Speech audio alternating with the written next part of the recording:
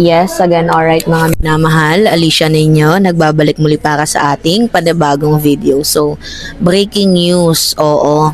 Itong si Senator Ronald Bato de la Rosa, abay, officially, oo, ito na yung inaantay natin, no?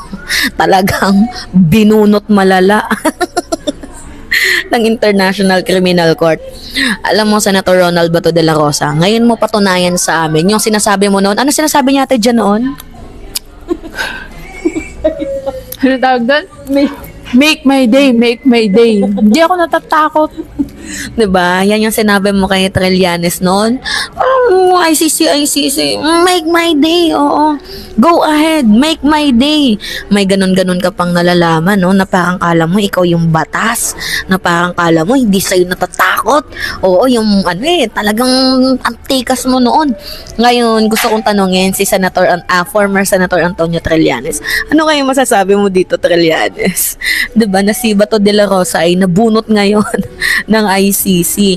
Actually, itong si Senator Ronald Bato de la Rosa, yung umuugong pa lang na siya ay mayroong warrant of arrest, umuugong pa lang pero hindi pa confirmed ng Department of Justice, I mean ng Ombudsman, kasi yung DOJ nagsalita na mayroong warrant. Nilaro nga siya ng magkapatid na Remulla Sabi ni John Vic, mayroon na daw warrant. Sabi naman ni Ombudsman, 'di ba? Wala. So talagang si Bato natakot Nagtago, oo, mga minamahal. Ikaw ba tatanungin? Naniniwala ka ba na may warrant talaga? Kung ako, maniniwala ako na may warrant si Bato. Oo. Kasi kung walang warrant, hindi yan magtatago. Alam niya sa sarili niyang mayroon siyang warrant. Pero kasi, yung punto kasi dito, wala pang official na report yung ICC. So, parang hindi alam ni Bato de la Rosa kung saan siya papatungo. Ngayon, parang inagapan niya na. Alam niya kung saan siya papatungo. Saan? Alam niya talaga na mahuhulit, makukulong siya. Alam niya yan, imposibleng hindi niya alam. Kasi kung hindi niya alam yan, hindi siya magtatago. Susugal siya na pagtatrabaho pa rin siya, hindi siya absent sa Senate. Ilang months na ba siyang absent? Ilang buwan na, magpa 4 months na. November pa? O, magpa 5. November, January, February, March, April, May. Kasi ikaw, kung matapang ka, at hindi ka sure sa patutunguhan mo, hindi para magtago ka kaagad. Ibig sabihin lang nun, duwag ka. Diba? Mas malala ka pa pala kay Kibuloy. Si Kibuloy, ilang months? 8 months. Baka ngayon, ikaw, Bato, nako, John Vic, tangina mo. Nabunot na naman si John Vic. Bunot na naman si John Vic Remulla. Ano masasabi mo kay John Vic? John Vic, tangina naman. Pagkakataon mo na yan. Pagkakataon mo na yan. Baka naman pati yan, palabasin mo pa ng bansa. Diba? Baka na naman. Kung ano yung kinalaki ng katawan mo, yun ang kinaliit ng... ng jetlog mo. Takbo? Anong jetlog mo? Ito kasi, diba?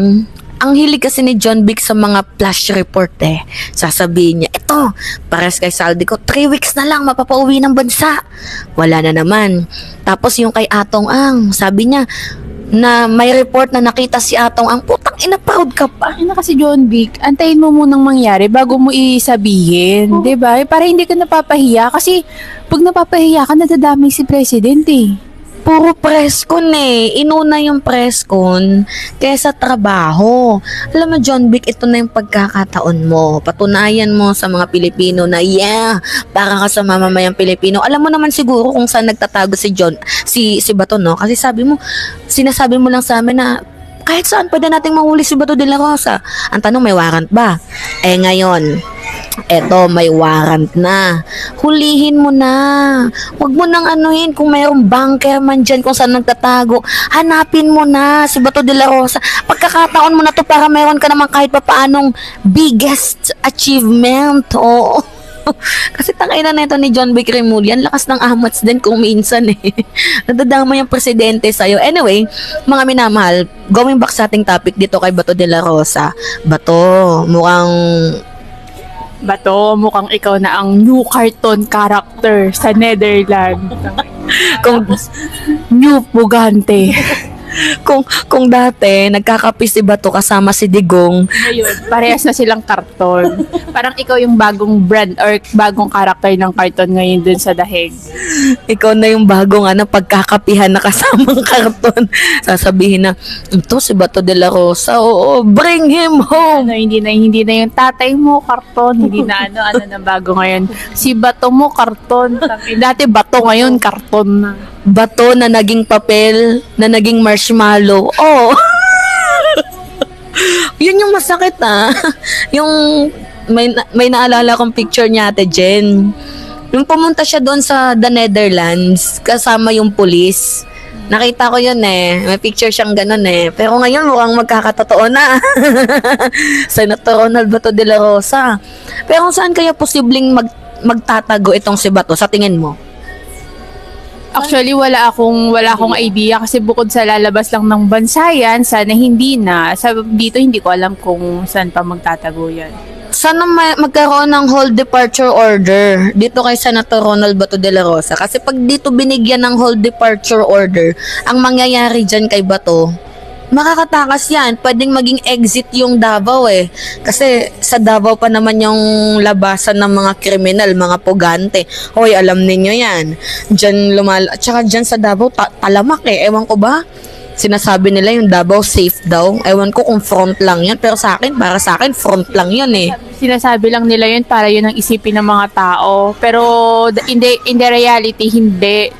Hindi safe ang Davao. Sinasabi ni Digong kamay na bakal. Pang mind, niya lang yan, pang mind conditioning niya lang yan sa mga tao para isipin ng mga tao, ay oo, ng panahon ni Duterte, ganito, panahon ni Duterte, ganyan. Pero sa likod-likod nun, hindi ganun ang totoong nangyayari. Parang dalawa kasi yung logbook nila na nabisto ni General Torre. Yung totoong book ng mga nahuli, tapos yung book na kung saan na-revise na siya. Merong ganun yung si General Torre, general siya ng Philippine National Police. Dalawang logbook yung nakita niya. Yung logbook na kung saan totoo yung record, tas yung logbook na kung saan na-revise na siya, inedit na. Kasi kailangan yan sa PNP, yung record. So, ganun yung nangyari. Ine-edit nila yung mga pangyayari. So, posible nga talaga na yung Davao, pwedeng maging exit ni Senator Ronald Bato de la Rosa. Pero you know what is the very interesting part na to? Sino kaya ang makakahuli kay Bato? Kasi pinag-aagawan ngayon si Bato Sino makahuli? Basta mahuli. Pinag-aagawan siya ng DOJ, ng PNP, ng NBI. Pinag-aagawan ngayon si Senator Ronald Bato de la Rosa. Kasi Paunahan na lang sila. biggest achievement si Bato kapag mahuli. Actually, totoo nga naman. Tapos yan, ipapadala na sa dahig the Netherlands. Tapos iiyak. Bakay na, namimiss ko. Sana si Sarah din, no? Kasi total, lagi naman siyang nandun, no? Sana ikaw din, no? Makulong ka na lang din dyan sa ICC. Kasi total, lagi ka naman na nandyan. Parang, din na nga ang bagong opisina mo, Alam mo, natatawa ako. Sabi ni Sarah, nung April, magtipid. Nakita mo ate Jen? Sabi ni Sarah, magtipid nung April. Tapos nung Mayo, nandun naman sa dahig the Netherlands. Nasaan yung pagtitipid doon? Katwiran niya, hindi naman daw galing sa gobyerno yung expenses noon. Ay, tangina, nung gusto mo, mag-thank you pa kami sa'yo. Dapat lang, hindi ka na nga nagtatrabaho. Gusto mo, bibigyan ka pa ng budget. Ay, ito yung nakakatawa. Sasabihin ni Sara Duterte na wala daw ginagawa ang presidente. Tapos nung in-interview siya, nandun sa dahig the Netherlands. Tangin na talaga. Eh, kasi naman puro field trip. Totoo. Tangina, hindi na natapos yung pagtutur mo, no? Yung mission mo, Sara, tama na yan. Kung si Pangulo hindi nagtatrabaho, anong tawag sa'yo? So, diyan na talaga ang bagong opisina mo. Nag-world tour. Kaya pala nung pumunta ako sa OBP, walang tao Yung truck nila hindi gumagana. Totoo yun mga minamahal doon sa QC. Display lang. Display, sayang lang. Tapos ang daming karton doon. Mukha ni Sara. Anyway, ang hilig nila sa karton, no? So guys, yun po. It's me again, Alicia ninyo. Nagbabalik muli para sa ating panibagong video. Ingat mga kababayan!